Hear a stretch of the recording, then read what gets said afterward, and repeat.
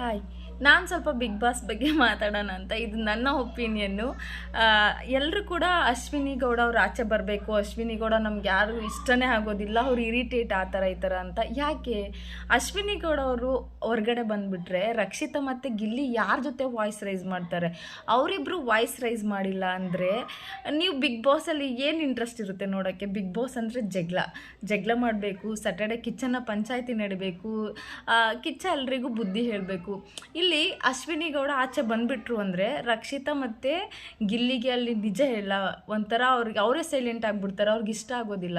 Big ಬಾಸಲ್ಲಿ ಯಾರು ಜಗಳ ಮಾಡ್ತಾರಲ್ಲ ಅವರೇ ಉಳ್ಕೊಳ್ಳೋದು. ಒಂದು ಅಶ್ವಿನಿ ಗೌಡ ಅವರು ನಿಜವಾಗ್ಲೂ ಕನ್ನಡ ಪರ ಹೋರಾಟಗಾರ್ತಿ. ನನಗೆ ಗೊತ್ತಿರೋ ಪ್ರಕಾರ ನಾನು ಸೈಪ್ರಸ್ ಸೆಮಿ ಕಂಡಕ್ಟರ್ ಅಲ್ಲಿ ಬಾಗ್ಮನೆ ಟೆಕ್ ಪಾರ್ಕಲ್ಲಿ ವರ್ಕ್ ಮಾಡಬೇಕಾದ್ರೆ ಒಂದು ಇನ್ಸಿಡೆಂಟ್ ನಡೆದಿತ್ತಲ್ಲಿ. ಆವಾಗ ಸ್ವಲ್ಪ ಹಿಂದಿ ಆ ಥರ ಒಂದು ದಬ್ಬಾಳಿಕೆಗೋಸ್ಕರ ಬಂದು ಅವರು ಅಲ್ಲಿ ಹೆಲ್ಪ್ ಮಾಡಿದ್ದಾರೆ. ಕನ್ನಡದವರು ಬೇಕೇ ಬೇಕು ಅಂತ ಹೇಳಿ ಆ ಒಂದು ಸೆಕ್ಯೂರಿಟಿ ಪೋಸ್ಟ್ ಏನಿತ್ತು ಅದನ್ನು ಕನ್ನಡದವ್ರಿಗೆ ಕೊಡಿಸಿದ್ದಾರೆ. ನಾನು ನೋಡಿದ್ದೀನಿ, ಅವ್ರು ಕನ್ನಡ ಪರ ನಿಂತ್ಕೊಂಡಿದ್ದಾರೆ, ಅದಕ್ಕೆ ನಾನು ರೆಸ್ಪೆಕ್ಟ್ ನಿಜ ಇದೆ. ಅವ್ರೇನು ಜಗಳ ಮಾಡ್ತಿದ್ದಾರೆ, ವಾಯ್ಸ್ ರೈಸ್ ಮಾಡ್ತಿದ್ದಾರೆ, ಅದು ಬಿಗ್ ಬಾಸ್. ಅದು ಹಂಗೆ ಜಗಳ ಮಾಡಿದ್ರೇ ಕಲರ್ಸ್ ಕನ್ನಡದಲ್ಲಿ ಪ್ರೋಮೋ ಹಾಕೋಕ್ಕಾಗೋದು. ಆ ಪ್ರೋಮೋ ನೋಡಿಕೊಂಡೆ ನೀವು ನಾವೆಲ್ಲ ಓಕೆ ಏನಾಯ್ತು ಅಂತ ಇಂಟ್ರೆಸ್ಟಿಂದ ಬಿಗ್ ಬಾಸ್ ನೋಡೋದು. ಅದಾದಮೇಲೆ ಟ್ರೋಲ್ಗಳಾಗೋದು.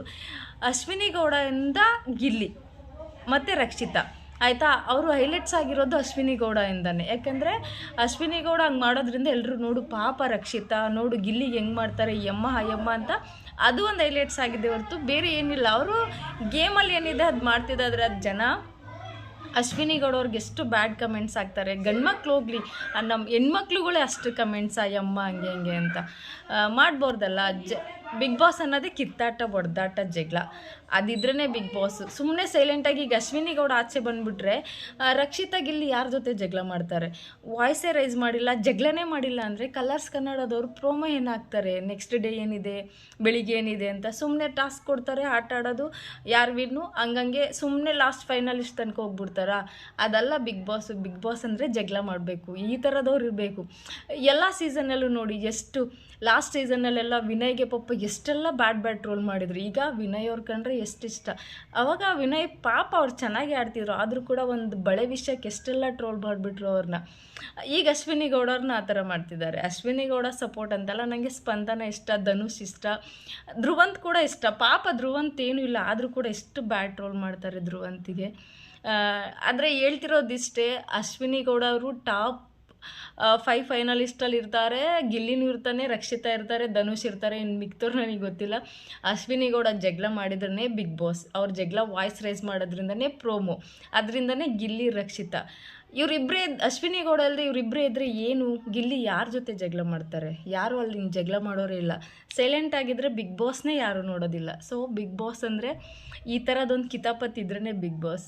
ಬ್ಯಾಡ್ ಟ್ರೋಲ್ ಮಾಡಬೇಡಿ, ಬ್ಯಾಡ್ ಕಮೆಂಟ್ಸ್ ಆಗಬೇಡಿ. ನನಗೆ ಅಶ್ವಿನಿ ಗೌಡ ಅವರು ಕನ್ನಡ ಪರ ಹೋರಾಟಗಾರ್ತಿ, ಹಾಗಾಗಿ ನಾನು ನಿಜವಾಗ್ಲೂ ರೆಸ್ಪೆಕ್ಟ್ ಕೊಡ್ತೀನಿ. ನಾನೇ ನೋಡಿದ್ದೀನಿ ಅವ್ರು ತುಂಬ ಜನಕ್ಕೆ ಹೆಲ್ಪ್ ಮಾಡಿರೋದು. ಆ್ಯಂಡ್ ಧ್ರುವಂತ್ ಜೆನ್ಯೂನ್ ಪರ್ಸನ್ನು, ಪಾಪ ಅವರು. ಇನ್ನು ರಕ್ಷಿತಾ ಗಿಲ್ಲಿ ಗೊತ್ತಿದೆ, ಅವ್ರು ಸೋಷಿಯಲ್ ಮೀಡಿಯಾ ಹ್ಯಾಂಡಲ್ ಮಾಡ್ತಿರೋರು, ಮತ್ತು ತುಂಬ ಶೋಸ್ ಕೊಟ್ಟಿದ್ದಾರೆ ಗಿಲ್ಲಿ. ಅವ್ರಿಗೆ ಗೊತ್ತಿದೆ ಹೆಂಗೆ ಆಟ ಆಡಬೇಕಂತ.